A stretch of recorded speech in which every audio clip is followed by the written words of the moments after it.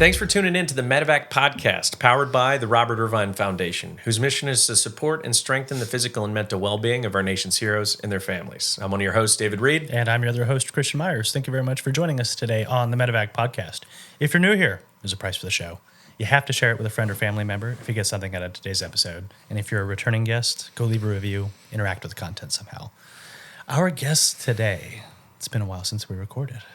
Yes. It has been a while. Yeah, this is my first time in here. Oh, in this new studio? Yeah, I was at the Black Rifle Oh, yeah. facility last time. So it has been a long time. Well, a Probably lot of new things have happened in between, and that's what we want to get on and talk to you about today. So welcome back. Yeah, we've got two returning guests today. We got Simon Garcia and Adam Green.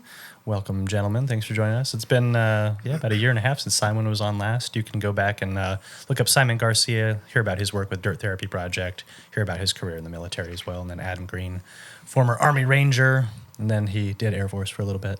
And he is a master of all things Terra Arma these days. So Yeah. happy to have you guys here. Thank you. Welcome you. to the show. Appreciate it.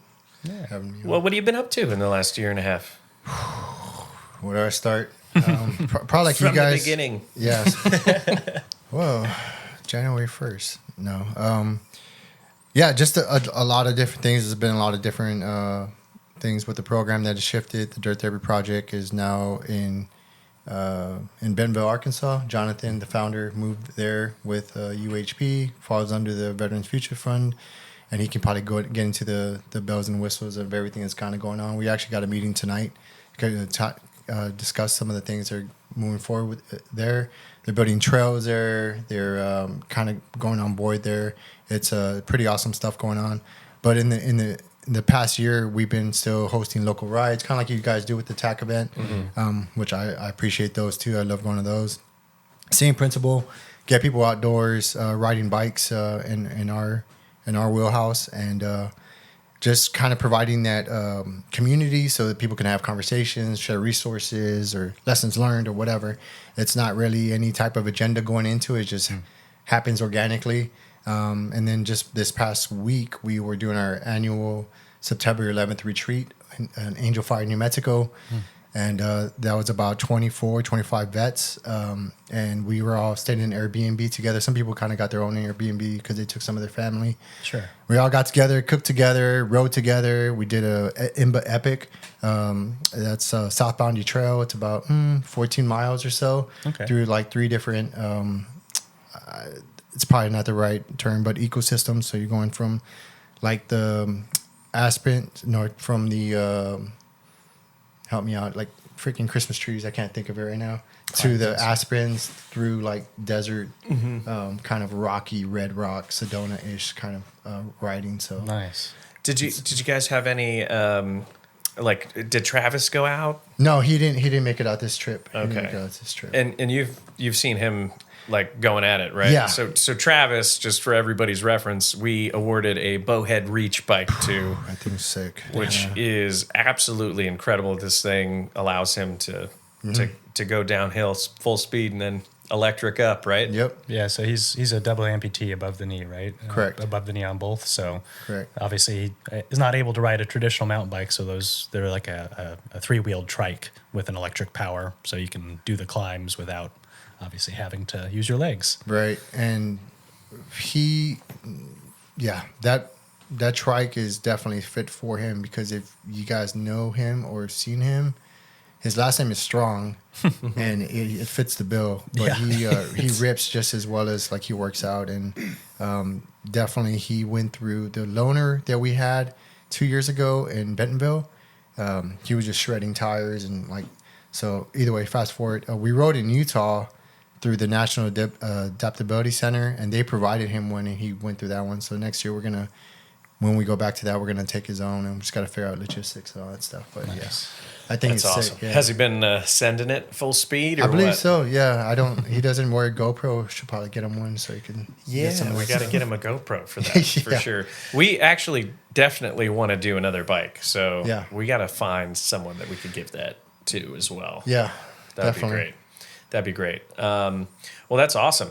In New Mexico, you said. Correct. Angel Fire, New Mexico. So what are kind of some of the themes you're seeing, it's obviously not just biking downhill.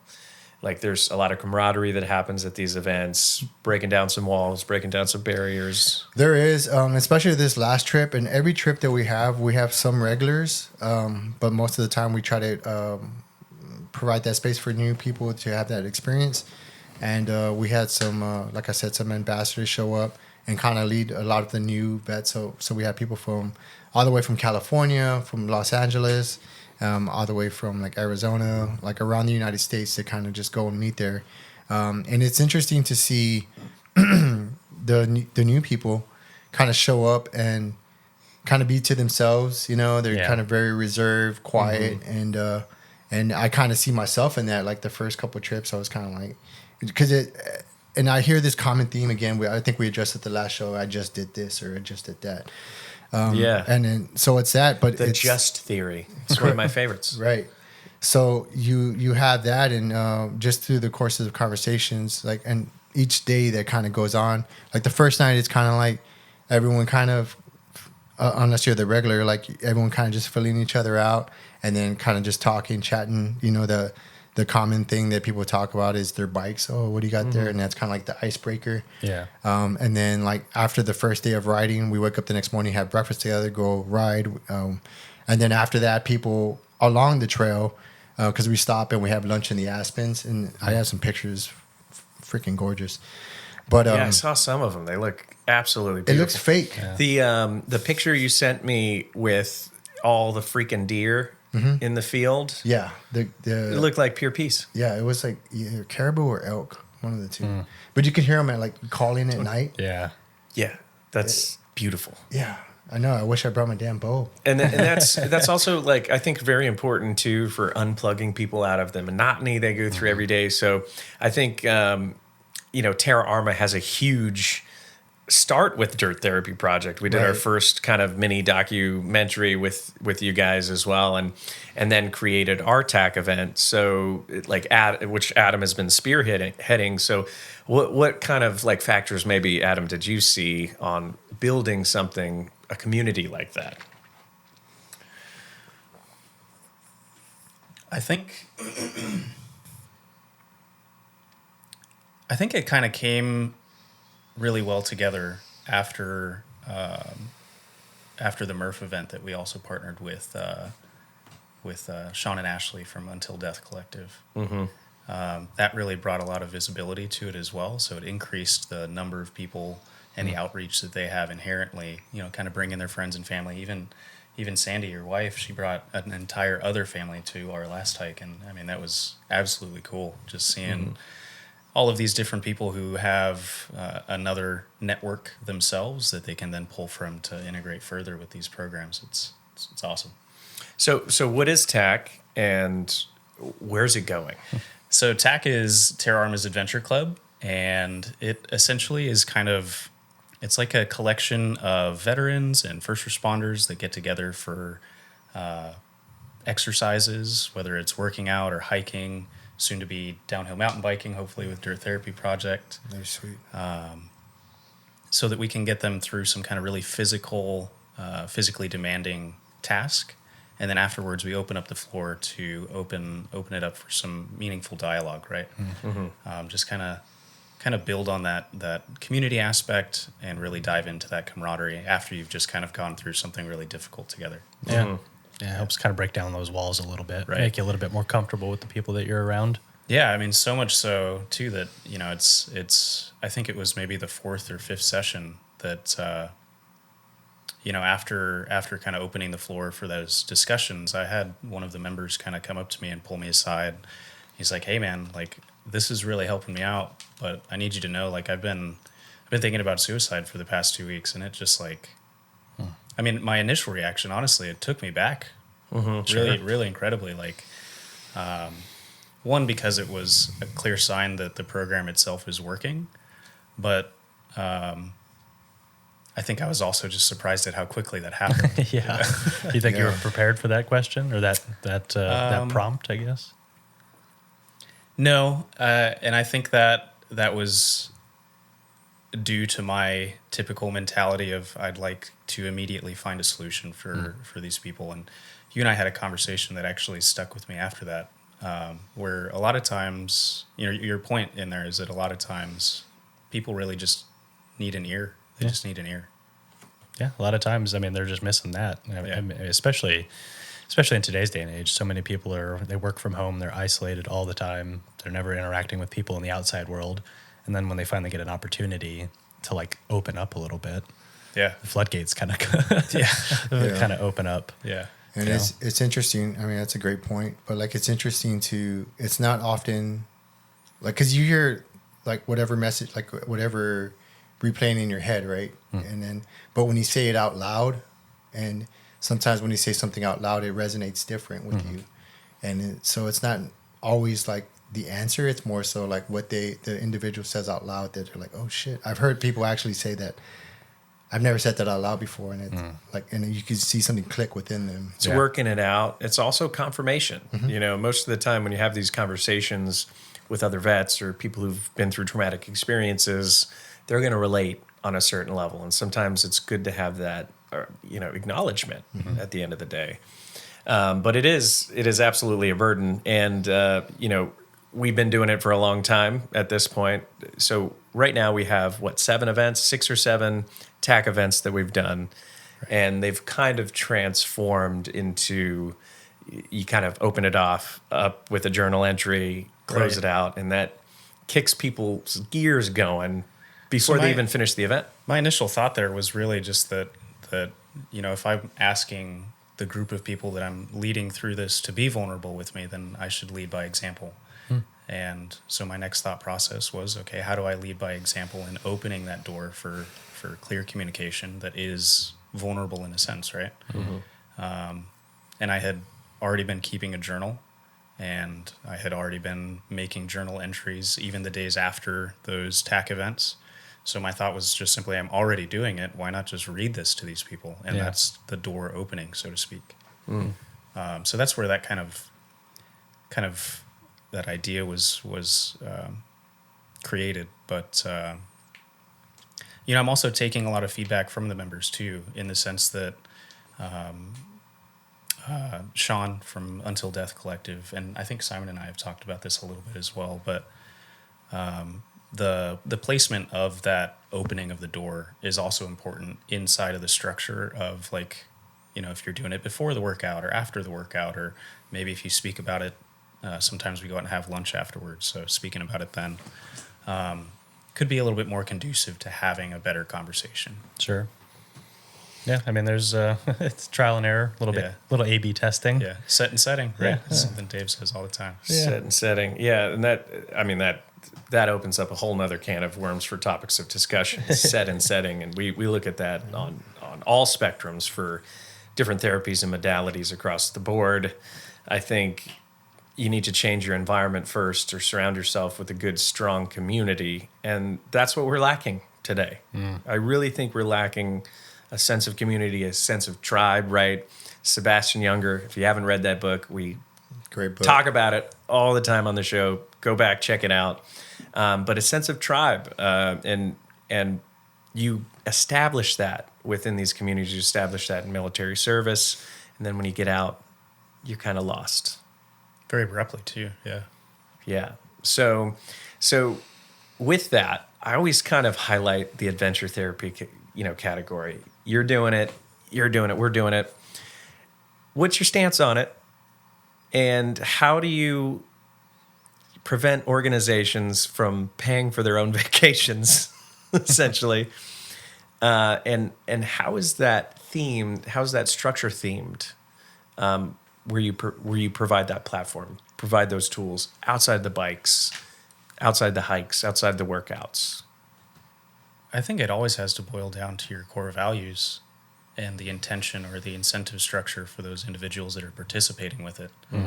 So, I don't think it's necessarily a good idea to have like a shooting competition and then go drink with a bunch of guys, sometimes drink during the competition, when the audience that's participating has a problem with alcohol. So you have to think about those inner workings for what the thing is that you're offering, whether it's a service or product or whatever.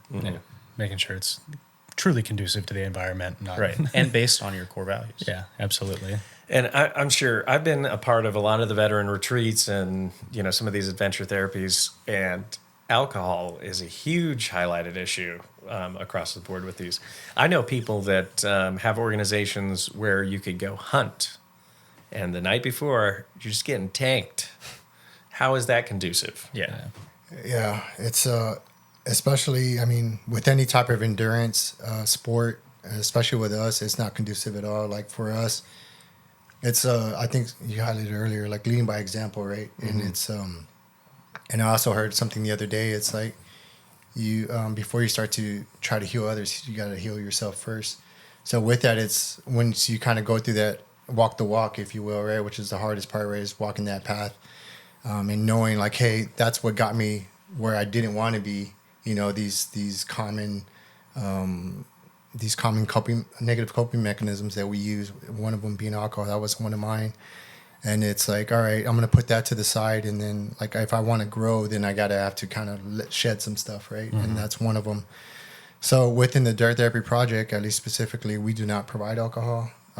There have been folks that bring it. But most of the time, and I think I look back to like when I used to drink a lot, right? And there were times where I was like, I should probably stop drinking, right? There's a number of things that I've done, bonehead things that I've done that I didn't learn from.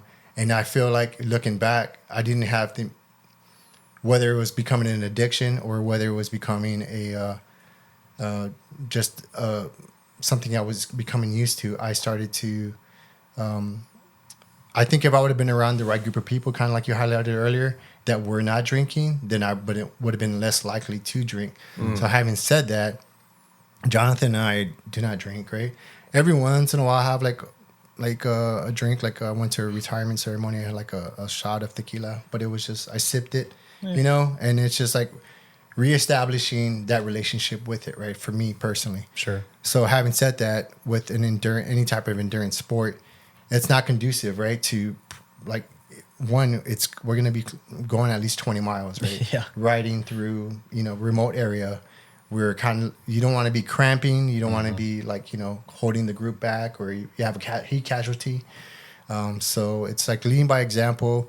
And it's also like, so going back a little bit. So people will buy it, but by the end of the day, they might have like one, maybe two, and they're smoked. Yeah. Because we're going to do it all again the next day and the next day. Yeah. And then on top of that, if you have attitude reflects leadership, right? So, or leadership reflects attitude or vice versa. But having said that, like if the people that are there that are the leaders, right, if you will, of this program, if they're not doing it and they're kind of leading by example, then the group will less likely to do that. On the other side of it, right, if we're getting tanked or whatever, then they're probably more likely going to do that, right? Because I don't know, people want to be accepted.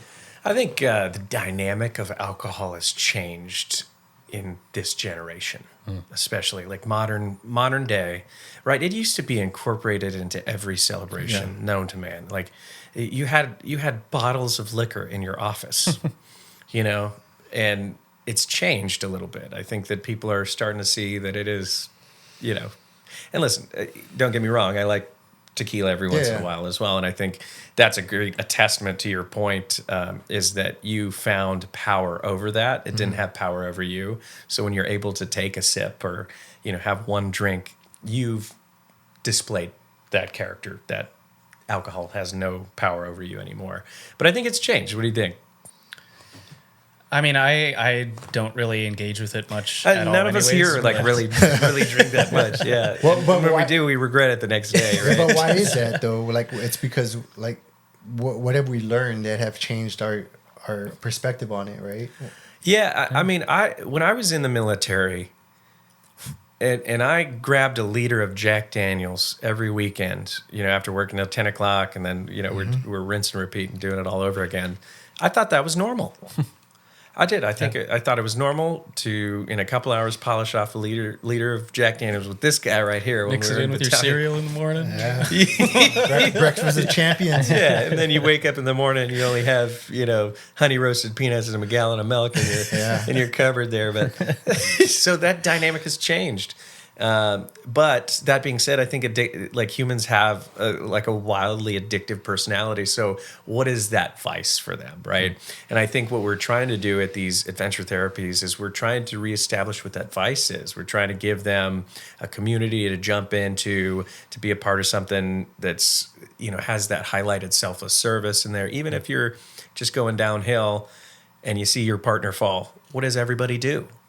Right? Yeah. It also has a secondary effect of, providing I would use a different word, but to use yours, a vice that is also beneficial for them rather than detrimental to them physically and mentally. Yes. Like An outlet. exactly. Yeah. Targeting something That's that's it. actually better for the mind, body, and soul. Yeah. When you're putting your focus more into that, it helps you, right? If you're more focused on mountain biking, or if you're focused on hiking, or if you have something physically demanding, or something that takes precedence in your life over the substance use, then it's much easier to put your time towards the thing that you want to focus on. It's much easier to say no to the drinks.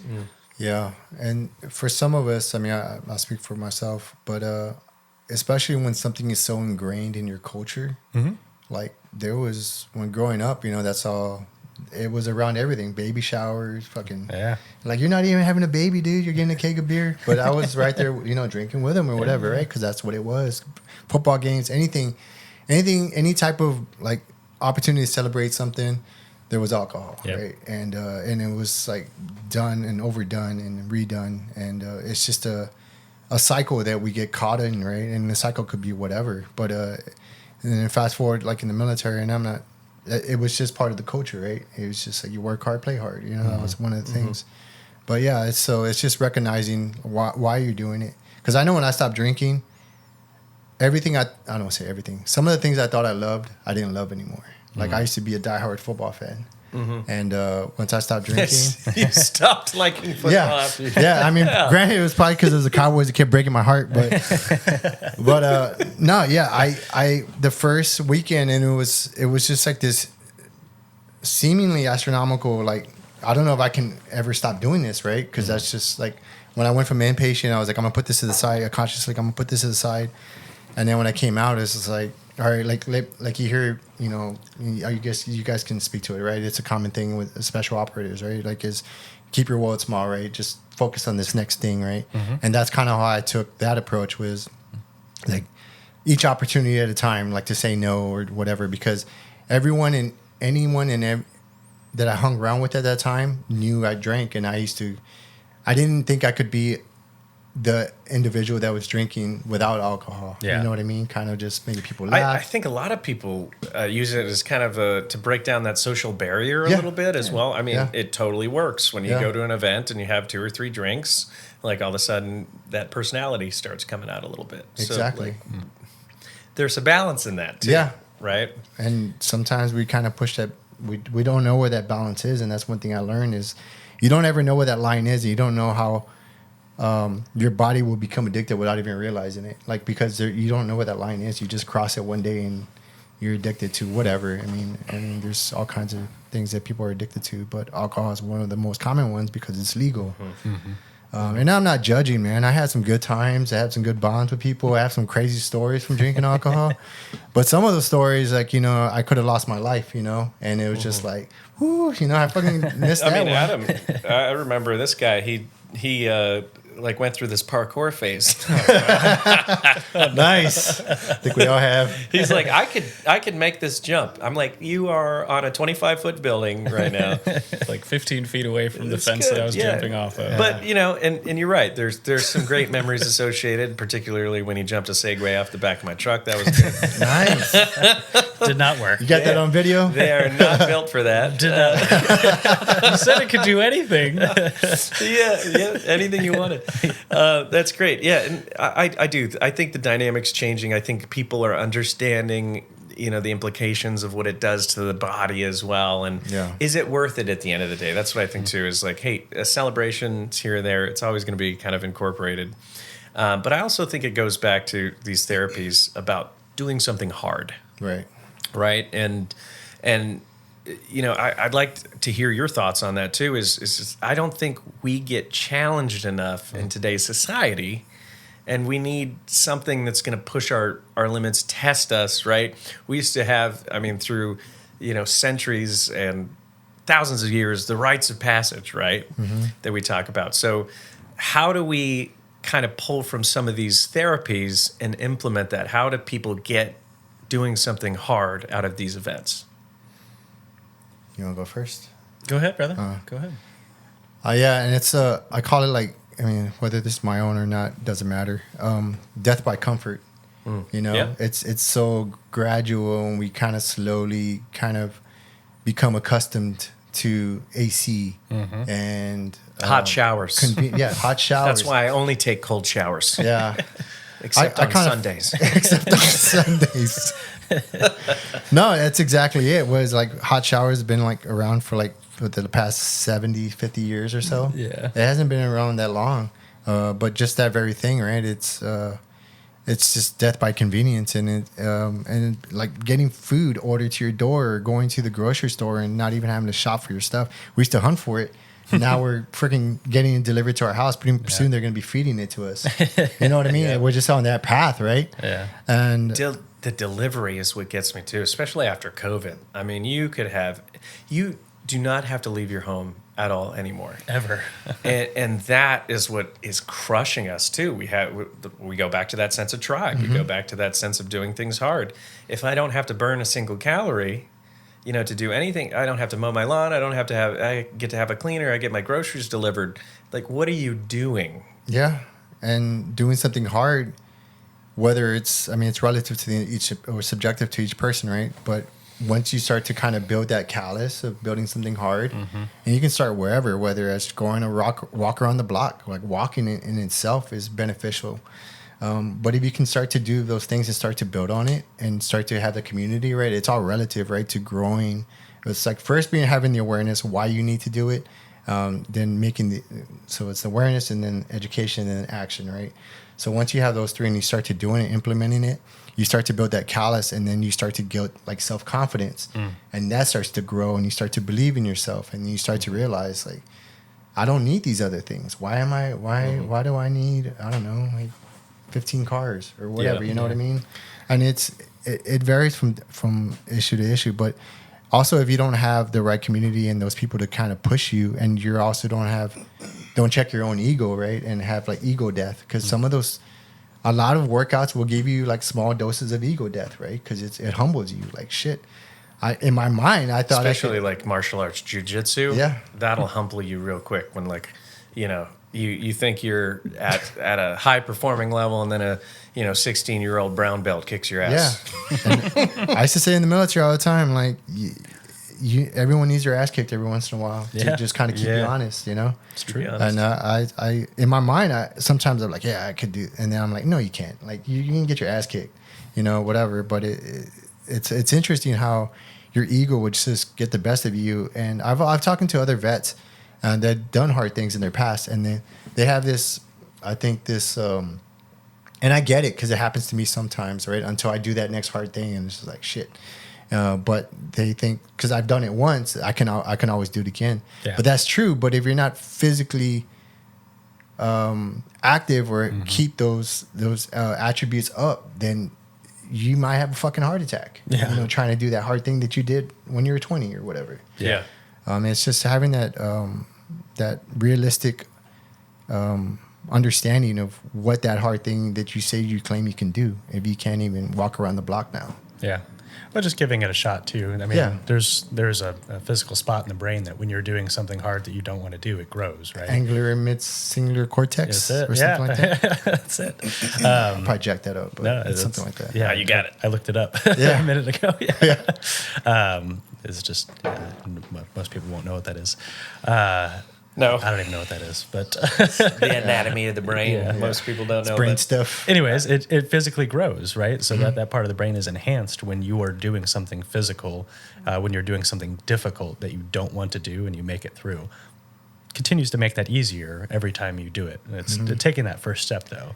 Moving towards comfort, very easy to do, right? It's really easy to sit in the AC. It's really Get easy to order complacent. the groceries. Yeah. Yeah. It makes things easier. It makes things way Yes. more comfortable. And why am I going to do something difficult? But we all realize, and we all know this because we've all done hard things, that as soon as you conclude, as soon as you wrap up, wow, I feel great. I should try this again. I should do something else along those lines. Try to accomplish the next thing. And if I could add to that, and it's because we are nature, and everything in nature is always changing and always moving. And as soon as you stop moving, you start dying. You know, you just walk through the forest, you see trees. So what happens after retirement? Why Exactly. a lot of people, their whole body starts shutting down after retirement. And that's what I wanted to do. I wanted to just get fat and do nothing. Yeah. But honestly, and I don't want to take this podcast in this way, but I'll just highlight it real quick.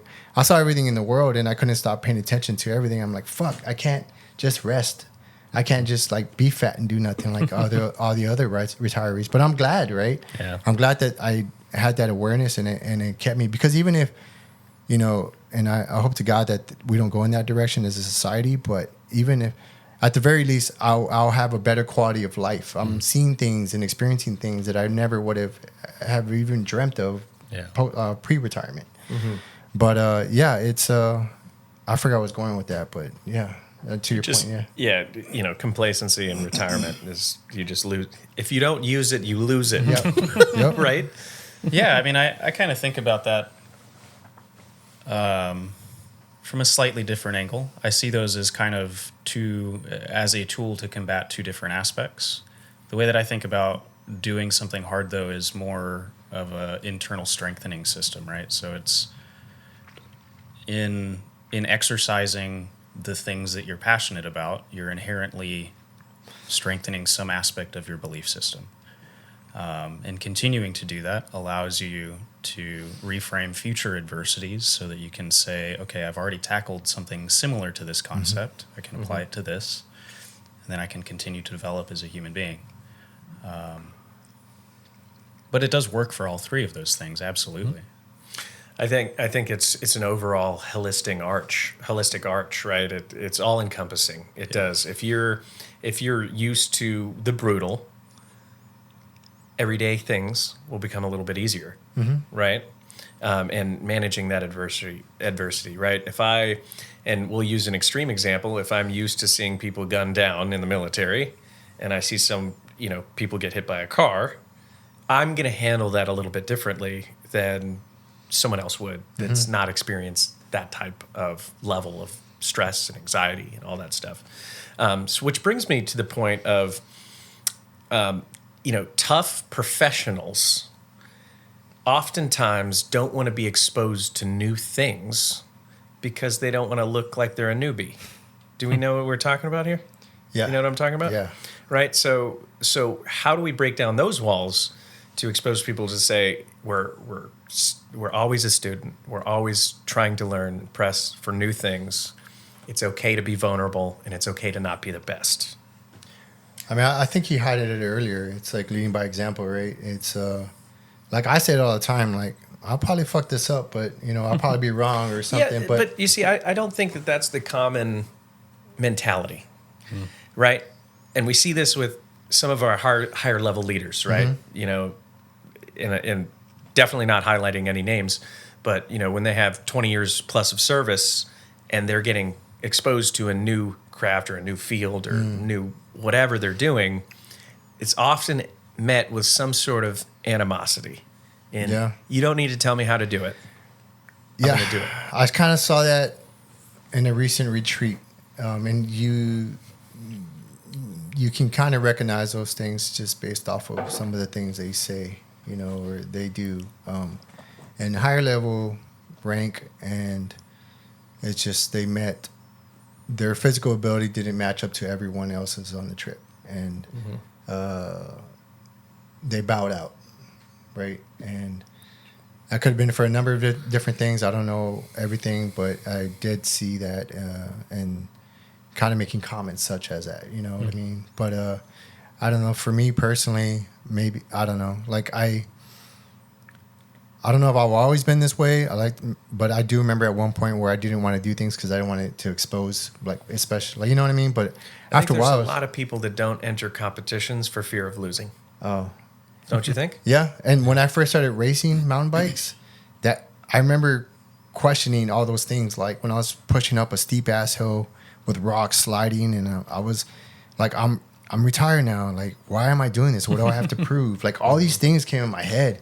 Yeah. And it started raining and it sucked, and I was just like, but it's kind of like building up like that muscle, if you will, right? Yeah. Uh-huh. It checked me, and I had like a small ego death there, right? And it was just like, no, because like you're doing this thing and you can't give up, and you're like, the pain that I felt mentally was nothing to the physical pain. All the broken bones, all the like all these things that have happened since mountain biking and doing all these hard things. I've personally taken you to get stitches. yeah, that's right. All those things have nothing has matched up to that. Not wanting to get out of bed, not wanting to live again, and like just fucking giving up, right? Yeah. And that sucks to say. Like when I say that out loud, especially on a public forum or something like this, like it hurts a little bit because I allowed myself to get there, but at the same time, it's a very real thing. And if so I kind of look back to that, like the yomp and stuff like that. All those things came to the mind, and I was like, no, nothing was as bad as how I felt then. So I just got to keep going and see what I got. But yeah, it's definitely You gotta like the body gets complacent really easy. It gets lazy. It wants to be lazy. It's conserving all its energy. So you gotta push it. So one last thing, I know he wants to say something on me, cut you off, but at the same time, like if I stop moving, I hurt more. So that's something. So for those of you like, well, I'm I have all these hurts and aches and stuff. I got them too. I'm sure we all have them in this room. My neck, my elbows, my freaking knees, and that was prior to it. But when I stopped moving, I started like to seize, and like I kind of joke. I was like, I wish I had grease points like the Tin Man, just. Yeah. So that's relative too, because if you stop moving, you're gonna hurt more. Yeah. So we talked about that at the last TAC event too, being that purposeful action is really the only way to alleviate anxiety. Yeah, I totally agree with you. But no, my question was going to be, you were talking about ego death, and you and I have kind of touched on this when we were talking about the yomp earlier. But what was that ego death like on the yomp for you? Which before we dive into the yomp here, we gotta preface it what it is. All right. Sorry, I'm getting Jumping ahead. Please do, because I didn't know what it was. No, I think let's take that as the segue here. So first of all, the yomp. We all participated in the yomp this year, 54 miles through the Scottish Highlands with 1,000 coalition wounded from all over the world. It's one of the programs for the Robert Irvine Foundation. And you two completed it this year. My excuse for me is I've been for the last almost 10 years. So, I've done it before. I'm not going to do it again. I'll do it next year with you guys. But it's extremely grueling, right? And Adam, we've talked about this, you doing this hike for years at this point. And, I kind of gave you some stuff and you gave me feedback at the end of it, which I want to dive into at the end of it. But overall, let's hear your experience of what the yomp was. We went to Scotland, started out in Edinburgh, very military kind of trip where it was just go, go, go from the beginning. So what did that look like for you? And what was that first time experience? Getting to the destination, we linked up with the rest of the group, and I'll never forget meeting Aaron Withrow. He's this tall Texan dude, brought his cowboy hat to the airport. He's over there in Europe, and he's just like, didn't introduce himself at all, points at me, and he's like, yomp? It's like, yeah, this is the crowd.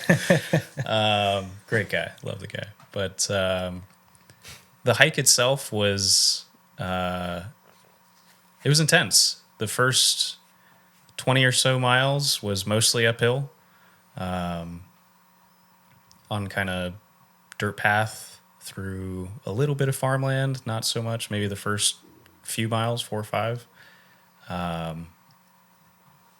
that was really the most energy that I had, I'd think. So it was nice. It was very therapeutic to just kind of get there and see the amount of people that were walking with us, really preparing themselves mentally to continue through to whatever stage they wanted to complete, whether it's bronze, silver, gold. So that was motivating to definitely keep up that fast pace, considering that I wanted to push myself to gold. So from checkpoint 1 to checkpoint 2, there's like a bog kind of in between this little... With little baby heads. I remember it very vividly. Oh, yeah. So walking down into that, you're kind of like both of your feet are offset and angled, so it's very difficult to walk no matter what.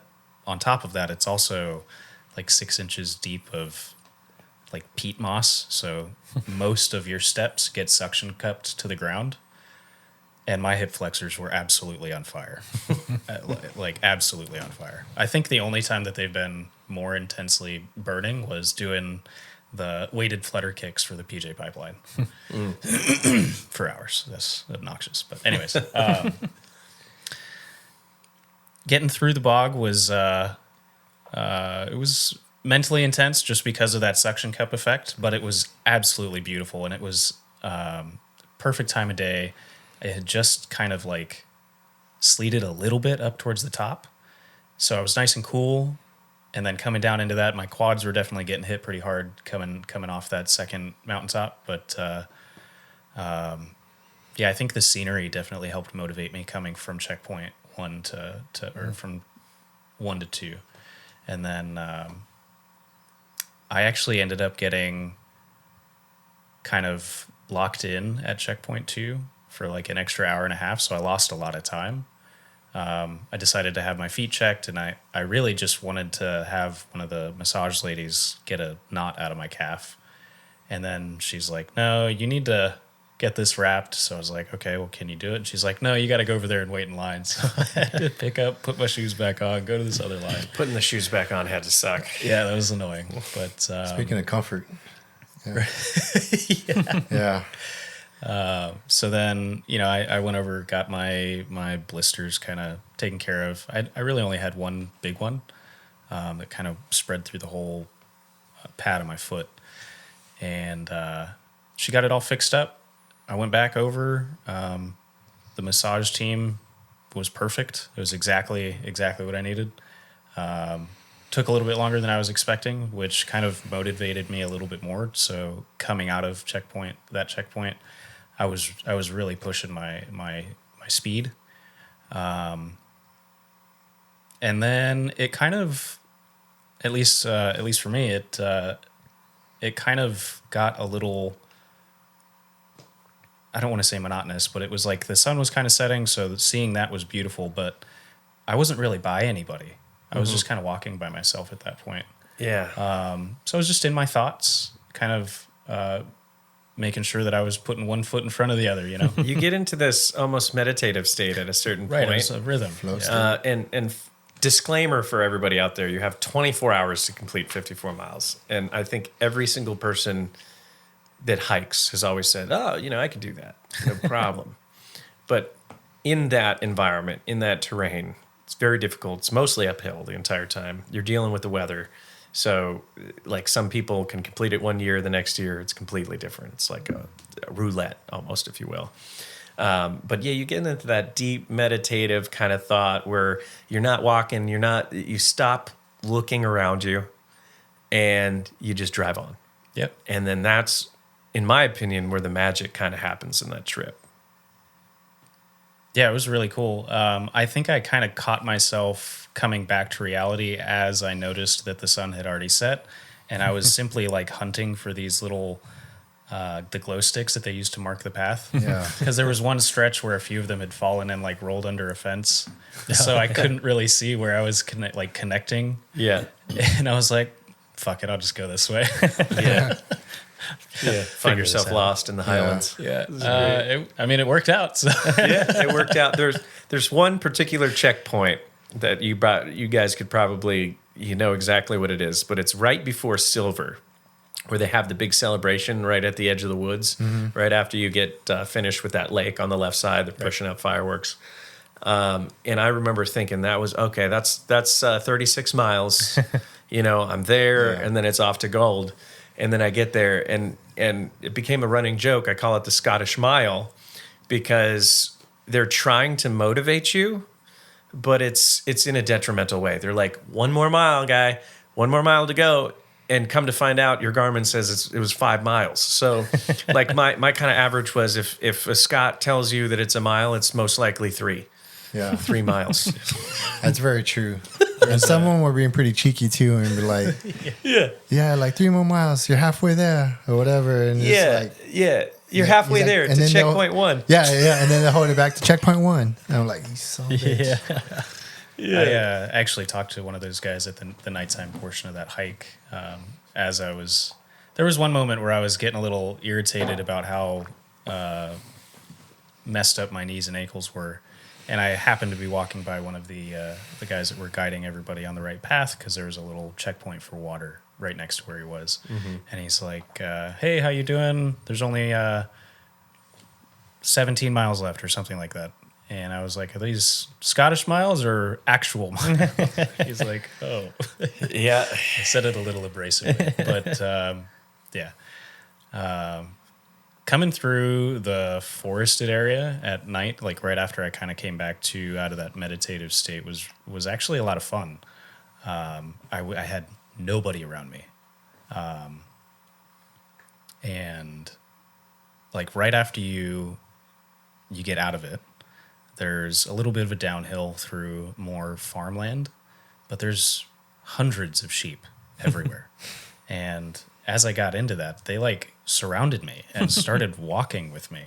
And there was this one sheep that would like run like 20 or 30 feet ahead of me and then turn around and make this like, I have never heard a sheep make this noise before, but it was very odd. Can you do it? They kind of scream a little bit at you. Kind of, yeah. It was more like a scream. Like a human scream. Yeah. Yeah, it's very odd. Yeah. Yeah, the sheeps. The sheeps. The sheeps. He was probably telling you, come on, man, you got it. Yeah. Come on. 1 more mile. 17 Trying more to miles. motivate you. Yeah. I mean, we definitely connected. That was a lot of fun. But I think the hard part for that for me was actually the last, I want to say 4 miles, maybe Scottish miles. I don't know how to gauge it.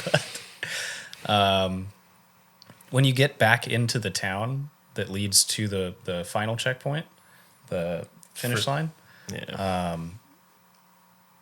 it switches from being on wood or not wood, on dirt and grass to being on paved road. And the impact from that was just absolutely incredible on my knees. So that's when I really started to feel it. And it's nighttime, so you're just the sun had just risen as I was coming out of that out of the sheep land. And so I was walking through town in the morning time, but the part that was hard for me was the fact that I could see the finish line from town, and I'm like, oh, it's right there. Mm-hmm. I still have 7 miles, but it's right there. Yeah. Yeah. That is, you kind of feel the same thing at checkpoint 1 when you're on the hill. Yeah. And you see bronze area there, and you're just like, all right, that's going to be 4 miles. So. And how about you? Your experience? Yeah, I mean, it's kind of like he highlighted all the major stops and points and stuff. And honestly, I didn't know, like when you kind of talked about like what the entire event was. I think we got both notified, or at least you notified me the first TAC event. And I was just learning how to say yes to things, you know what I mean? Because most of the time, like, no, you know what I mean? It's kind of like allowing that ebb and flow of like you doing good in the universe and vice versa. Somebody allow that goodness to come back to you, right? And not pushing away those opportunities. But with that, I didn't know what a yomp was. I thought he was telling me like, you're on my plane. I thought it was like a ranger term or some shit. You know what I mean? And then, so I didn't do any research. I just started like to train for it as whatever way I could, like here in the mountains of Texas, you know? and it was hot and all these things. But I didn't really do any research. I might have saw like 1 or 2 videos, but YouTube videos, but that really didn't give it any justification. I didn't know there was checkpoints. I didn't know there was gonna be food. There's a lot of stuff, and that's on me, right? But at the same time, go ahead. It's also by design, like the vagueness that comes with that. Yeah. I think it's a part of it, right? Yeah. Is to kind of march into the unexpected. I mean, it prepared me in an odd way. I ended up overpacking a little bit, but I'm glad that I did at the end because I can now say that I completed that with a 35-pound pack. Yeah, same. I overpacked also, but it benefited. It worked out exactly how it was supposed to. Yep. That's what I'll say. But in every way of it, and it was, I didn't know it was within 24 hours until the week of. Sandy was like, "Did you know you have to do this in 24 hours?" I was like, "Nope, but I do now." And Still just say yes. Yeah, so I still went, and I just kind of gave it the same thing earlier, right? Like just each opportunity, like take it one step at a time. And I loved how at least it resonated with me when you're like, if you're planning to do 54, don't expect to sleep. And so that kind of allowed me to lock it in my mind, like, all right, I'm not sleeping. So I'll do what I can. And going into it, even the morning of, right, where it's like, all right, guys, we're gonna at least this is what I heard. I mean, we're gonna go have breakfast, fill up your packs, and we're gonna stretch, and then we're gonna start. So in my mind, I was like, oh, we got about an hour and a half or whatever. So we get there, and I fill up my pack. Thank God, fill up my pack. And then we're like, hey, let's go take a picture by the starting line. And I'm like, all right, cool. So we can go take a picture, smiling, whatever. And it's like, all right, 3, 2, 1, like the bagpipes. On Robert. And I was just like, I guess we're starting, Yeah. And which is, I mean, again, it all worked out the way it was supposed to, in my opinion. And it was just like starting out together. Very military. Yeah. Very military. Yeah. And maybe that's why. I mean, and that was another thing. Like, I kind of just don't really do much research now because every time I try to plan, even in the military, it all went to shit. Yeah. So, you know what I mean? So just kind of be agile and flexible and just kind of figure stuff out as you go. Yeah. But from the start to the finish, it was surreal. I've used that word before, but after this event, I'm like, I've been using that word wrong. Because I've never been to Scotland. I've never attempted anything like this before, right? And so there was these different new things that were kind of happening all at once, and the entire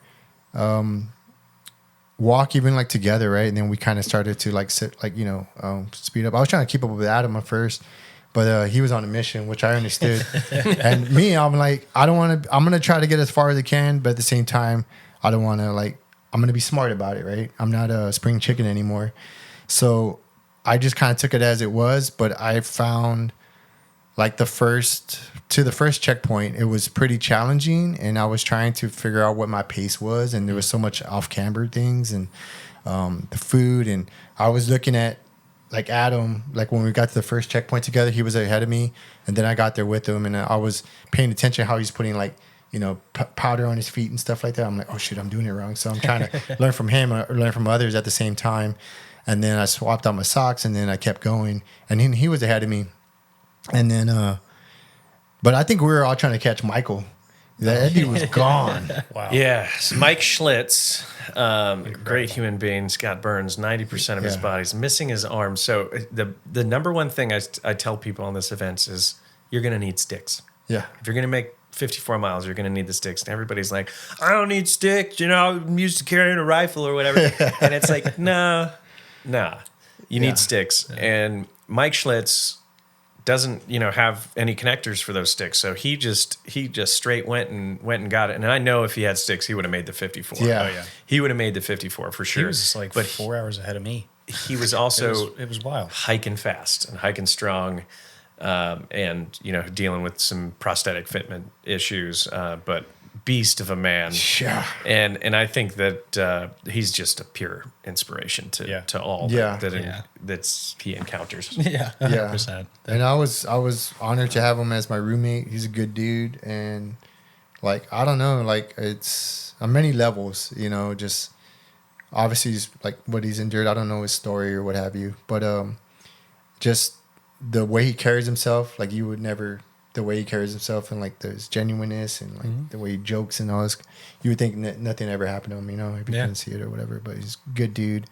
But yeah, so we were trying to catch him.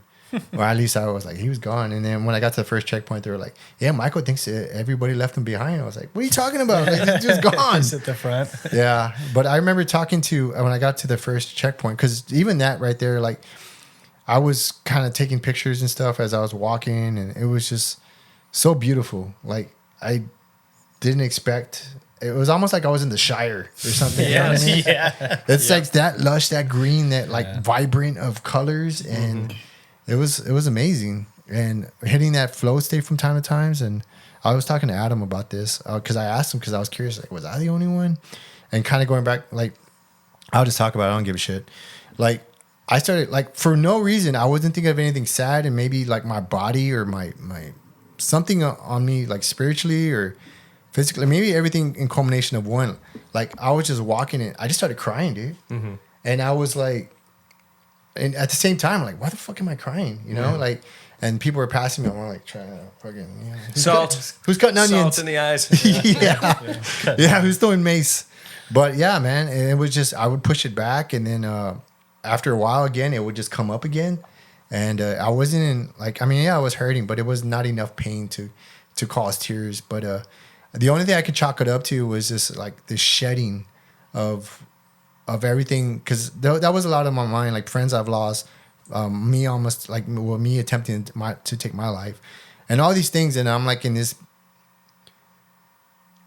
beauty of a place, and the people were great, like the support, you guys are great, like just to be blessed to have this opportunity, and I'm like trying to make the most of this opportunity, right? I try to raise money for the foundation along with it.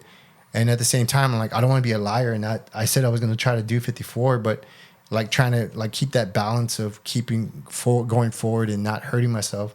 About my 18, my left knee started locking up. And it was just, you know, I was just like an old man, like just walking, you know. And I just kept going along and took it stage by stage. I didn't know you could stop. That's how little I didn't know about it, and that's all me. Like, I didn't know there was going to be like, you could stop at bronze, you could stop at silver, and you could stop at gold. And then going back to the comfort thing, right? When we got to bronze, y'all got there like shortly after me, and I was in that tent sitting there, and in my mind I was like, I got to keep moving. If I'm going to continue to go, I got to get up and keep moving, because they had like hot water with salt, burgers and Coke and all kinds of stuff. Haggis. Yeah, I like it. Yeah, you know, and man, I could go on, and I don't want to make it all, but the entire, and I kept having this intuitive pull, like, hey, if you keep coming, you're gonna experience much more. And so I was like, I want to keep going. I want to see if I could do it, and I did. Like, there was all these conversations that I had, even from mile marker bronze to mile marker silver, that I had. Craig with a C, he said he talked to you. Oh, I love Craig. I've known him for the whole time. Every year I've been there. Yeah, so I talked to him to the first stage, just like, guy's an aristocrat, by the way. The way he talks. Oh yeah. I'm like, this guy's royalty. Yeah. So I met him, like, well, I saw him and we talked for like a little bit, and he passed me up like on going towards bronze, but then I caught up with him on silver, and we had a long chat, and my knee was going out, and then his right knee was starting to go out, and he had to stop anyways. And so I gave him one of my sticks, and we're just chatting along. You know, it took him a while to get it because, you know, pride, right? I think, or he didn't want to. He saw me hurting, so it's just that, like, yeah, no, you take it. Yeah. But he was even telling me, like, I don't think you should go on, mate. You know, like it's gonna be dark. You know, all these things, right? And I was just like, yeah, I'll call it when I get there. And then we're both getting a massage at the table. I had a big thing too. They didn't want to let me go. I was at the silver tent, and going back to comfort, the support, the Scottish people, the nurses, the masseuse, on every level were just damn good people. And like I wanted to stay there. I wanted to stay there all night because they were massaging me and being very kind. The nurse that actually fixed up the blister on my foot. I was a little delirious at that moment. I had my participant number on, but after she fixed my foot, she's like, "Hey, so what's your number?" I thought she was hitting on me, so I started telling her my telephone number. Hey, man, I don't blame you. She's like, "No, honey, your race number." I was like, "Oh, fuck." Yeah. Oh, My that's funny. bad. Isn't it funny that some of the most vivid memories that we have are going through some of the toughest and hardest moments? Yeah. Yeah, I mean, I hit that same moment of elation and kind of brought myself to tears right as I was making that final turn down the dirt road to turn into the grassy area that had the finish line archway. Yeah. I mean, that was same exact feeling though. It was enlightening. It was for sure. Well, we're definitely excited to. Yeah. All of us are going next year. We're going to be there and do this again. So that's going to be the plan. You guys as mentors to help the other guys out. So how does that feel too? Is like not only do you know that you're going to accomplish it, but maybe these stories, these little tidbits of information is going to help get other people past the finish line, which is incredible. Well, to kind of go back to his point of me seeming like I was on a mission, I really was, right? I saw this opportunity as not only a way to lead by example, but specifically leading for the Respect Camp team members, right? Which is one of our brand ambassador programs. My intention there was really to use people that are brand ambassadors with Terra Arma and in the Respect Camp, who might be looking at doing some kind of TAC event, but outside of San Antonio, using the YOMP as a tool to kind of make sure that they're in the right headspace to be able to lead people in that way. So to go back to your point of mission focused, like that's exactly where my head was. I needed to prove that to myself so that I could use that as a frame for next year and those subsequent years after that, so that I can continue to grow that community through Respect Camp and then inadvertently through TAC. Nice. And for me, it was just to see if I could do it and just continue to push myself through it. And when I finished, I don't know, like, can I do this real quick? No. Like when I finished, no, you can't get out of here. No, when I finished, dude, like because it was like a whole thing, right? Even like all the stuff that was happening in the background, logistics, and like the backstory and all that stuff. And I was with Neo, and but he was pushing us, and like the town was the hardest part. Definitely, I was especially going down the stairs. My knees are already locked up. I'm walking like fucking peg legged. And is that some sort of sick joke? Yeah, but no, Peg leg. no, man, my bad. Busted. Dude. Ah, shit. This will be my last time on the podcast, guys. Sorry. No, but yeah, just getting that done, and then like everything that I called Sandy afterwards as soon as I got done, because I didn't have any cell phone reception and stuff, man. I didn't expect to. I was just like, wanted to tell her I'm okay, I'm done, and I just fucking started bawling in the tent. And yeah, but it was just that last bit of shedding, whether it's an adrenaline dump, dopamine dump, or whatever. But it definitely, I felt lighter after that, and that's something I didn't expect. I didn't expect a lot of these things to happen. I kind of had some inkling of what may come from it, but it's just like pushing through those negative thoughts, right? It's like I talked about this when when you were in the stitches, right? Putting stitches on at Spider when we first met, and how I started to learn then, if you can overcome like the pity party, if you will, and push through it, you don't know what opportunities are laying for you on the other side of that, because me pushing through it and still hanging out afterwards, I could have stayed in the lodge or whatever and just kind of like lick my wounds. But we went to the boat afterwards. We had cheese and just kind of hung out. Got to know you guys more, and here we are, right? Yeah. And that led to an opportunity in Scotland. And I say these things because a lot of the underlying message I hear from a lot of vets, even to this last retreat we just had, they said no to opportunities that they didn't feel that they were worthy of, regardless of doing 20 plus years, right, in the military, what have you. and they unknowingly are robbing themselves. So if you're listening, like if you're getting invited to something, try to take advantage of it and make the most out of the opportunity or whatever it is. And because you don't know what healing might be on the other side of it for you or for somebody else that you might share with somebody.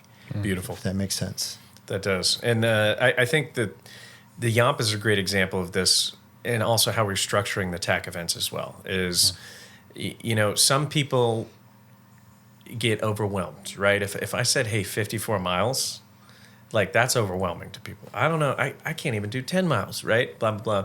So we like to stagger things, right? And we do that at the TAC event where, you know, you kind of have that beginner, intermediate, and advanced level of what that looks like. Yeah, so it's kind of on like a quarterly rotation. So the intentionality there is that we can also attract people that want to bring their kids or even their dogs if, you know, that the park that we're hiking at might allow that. And then in increasing the difficulty, it also attracts other people who would pursue that more difficult state, but it also gives the people at that beginner stage a goal, right? Mm-hmm. Yeah, and a reference point too. Exactly, Right? If they can accomplish that first one, they might come back for the second one. Right. If they make it through that, well, shit, might as well try the third one as well. Might as well, you know, take it to gold. Yeah, and I don't think I've set very crazy limitations on the maximums for each of, you know, like whether it's elevation gain or distance traveled or time worked out. I think that they're all very well tailored to being in those different categories. I don't think that any of them are very outside of the Murph. Yeah. That one was brutal. So also in the TAC events too, like for anybody listening and haven't been to them, it's not like we just kind of race to the end. We'll like find a good stopping point, wait for everybody to catch up, check in with everyone, make sure everyone's how they're doing, and then we continue forward. It's like we don't leave anybody behind. You We do it kinda make sure together they're in good. formation. Yeah, That's right. For the most part. In cadence and Usually, time. usually we have our TAC leaders, one up front, one in the back. You know, Yeah. Yep. if they're too slow in the back, I have a cattle prod. And I'm just like, "Get going, little child." That's not true. Half true. But I think it's beautifully put. Yeah, absolutely. I mean, the TAC events have been fantastic, and yeah, they've been growing steadily too. I think we're doing 30 or 40 people at some of these events now, which is it's pretty cool. It's pretty cool to see, and it's still growing. I'm excited to see where it continues to go too. I am too. Yeah, I think this year we've got planned out for mostly hikes, but Simon and I are actually looking at starting to introduce some of the beginner level months as TDTP, Dirt Therapy Project collaborations, where we also take the TAC event over to some mountain biking location and see what we can do there. Some Yeah, kayaking. definitely. Yeah, there's a Kayak kayaking one that I'm involved working with with, called Heroes on the Water. And that's what's so beautiful too is, you know, as a for-profit, because TAC is considered still under the for-profit. It's within our giving program.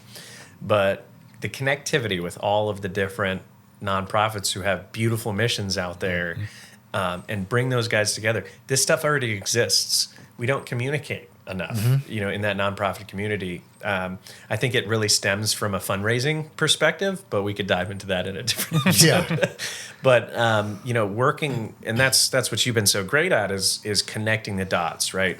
How can we take an already existing platform and expanding that mission and integrating that so that whatever it is, if you like to hike, if you like to get on the water, if you like to do, like the TAC is beautiful because the sky's the limit to it. I mean, we have some days where it's a 2-mile hike and we focus on the lunch after or whatever it is.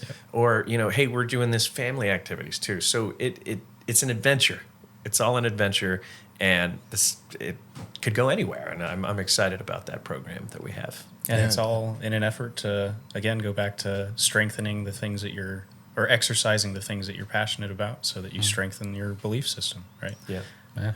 Yeah. Beautiful. I think the topic of the day is fortitude, right? So I'll close it out with just a quick question. So when you guys are struggling with resiliency or finding the strength to do something, even if it's a mundane task, like I got to clean the house and I don't want to clean the house. What do you guys do? What's your go-to? Lately, something that's really helped me have an easier time reframing that situation is every morning I wake up and I recite the Ranger Creed. I feel like re-enlisting after that comment. I love it. It's in the sense that it draws me towards a desire to be a soldier again, but the belief system that upholds that creed really resonates with me as a human being. Yeah, Sure.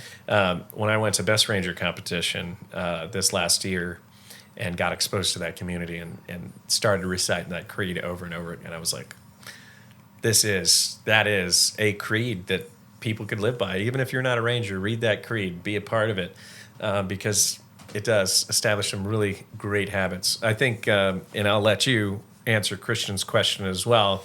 I wanted to kind of touch base on, Christian and I have talked about this conversation well. There's a book called Atomic Habits. Yeah. It's a great book. And one of which says, just start it out for 2 minutes. Yep. Yeah. And that's what I like to do now. And all of a sudden, if you're doing something for 2 minutes, we get overwhelmed by timelines, right? If I got to stretch every night, I got to do yoga, I got to work out, blah, blah, blah. And you have this 60 minutes or, 90 minutes in your head. If I just say, hey, I'm going to stretch for 2 minutes, all of a sudden 20 minutes passes by. Mm-hmm. So getting into those little habits where you have little tools to get through it is how I kind of do it. So just starting. Just start. Just initiate. Right, Yeah. initiate. Yeah, I think one that's helped me a lot is, and it's going to sound cliche, but being grateful. Mm-hmm. And that's like really going through the things that I have. Like I can see, like kind of like, was that Anchorman, I love lamp, kind of thing. Yeah. Like I'm grateful I have a house. I'm grateful I have food in the fridge. Yeah. It's like these basic things that you tend to overlook. Mm-hmm. And because I'll speak for myself, but I tend to sometimes focus on what I don't have. And that can be just put you in a negative space, right? Mm-hmm. So if you can kind of focus on and really appreciate what I do have, then it starts from there. And like truly like with that intent of like, I am grateful for this. I'm grateful for this conversation, all these things, right? And that helps me kind of take the mundane tasks and like, this isn't so bad. I get to clean my own house, or I get to do this or that, right? Yeah. When some people, especially nowadays, are not in a place to have some of those things, right? Mm-hmm. Mm-hmm. But yeah, so that very thing, and it's something simple and then everyone can practice. So Gratitude. It's a good one. You got one? I already said 2 minutes. Yeah, 2 minutes. Yeah. Yeah. Yeah. What do you want from me? Jesus. What do you want from me? I thought you were just referencing the book. Yeah. No, that's yeah. I've implemented Yeah. that. Yeah, I've definitely implemented that. How about you? Yeah, I was going to say the same thing actually. Is just starting. Can't have the same answer. Yeah, just starting, giving it a shot. Yeah, Yeah. Like just standing up and doing whatever it is, because Yeah. you finish it a lot quicker than you think you might, or it's a lot easier than you think it will be too. Mm-hmm. For the most part, we build these things up in our head. It's that can open up a whole nother door of conversation. But We're gonna be here all day. yeah, it's good to have those tools and to know what other people use. In my opinion, Yeah, definitely. learn from others and learn from others' mistakes and learn from others' wins at the same time. That's a great one. Yeah, That's the best one. Is I win. you do you won? Is looking at other people's failures, achievements, and learning a lesson from those. Yeah. I think it saves a lot of time and hardship at the end of the day when you see someone else struggle, and you're like, I don't want to do that, so I'm gonna observe that and encode that as well. Yeah. Christian and I actually talked about this a little bit ago now, but one of the reasons that I actually like listening to metal music is because it asks a question, and if I'm of the mindset that I want to learn as much as I possibly can, then I had better learn from the questions that other people are posing as well. Yeah, absolutely. Could I plug something real quick? Yeah, plug away. So we're raffling off a bike for one of the OG members of the Dirt Therapy Project who has days left. He has terminal cancer, and one of his bikes, it's an e-bike, decked out e-bike. We're doing $20 a raffle ticket. Okay. You could go to the Dirt Therapy Project Instagram page. It's at Dirt Therapy Project, or you can go to my Instagram page. It sounds strange saying trying to plug my own stuff in, but it is on there. I pinned it. It's $20 at raffle. You can pay Venmo, Zelle, Cash App, and then it's the United States, lower 48. We'll like ship it to you. Okay. But it's an e-bike pedal assist, specialized S3. It's a medium-sized frame. It's got all the bells and whistles. This thing's decked out. But Nice. And like I said, pedal assist. So I mean, we're trying to sell as many tickets as we can. The raffle closes October 12th. Okay. So yeah, if you are interested in e-biking or just want to buy a raffle ticket and possibly get into mountain biking or know somebody you can get that for Christmas or something, Yeah. check that out, please. And support a good cause at the same time. Yes. Absolutely. Was it dirttherapyproject.org? No, it's on the Instagram page. I don't. Okay. They're redoing the website right now. So Okay. at Dirt Remind me, Therapy Project. I'll throw in a ticket for that. I'll support that Yeah, for sure. absolutely. Yeah, I would Yeah. love to do that. And I got pictures and stuff. and you. Yeah. You, listener. If you guys want to support a good cause, and this is a great organization. We've been partnered with you guys for almost 3 years at this point, which is great. So, want to once again thank you both for coming back on the show and sharing some of your experiences and knowledge about some of the inner workings and the internal battles that you've both been facing. So, thank you, gents. Thank you. Thanks for having us. Yeah, appreciate your time, guys. This has been the Medevac Podcast, ladies and gentlemen. Head on over to medevacpodcast.com, or easiest way to reach us is at the Instagram at Medevac Podcast, MEDEVAC Podcast. Hit us up on there. Let us know what you want to see, who you want to hear from, and engage with the content. We'll see you guys next week. See you next time.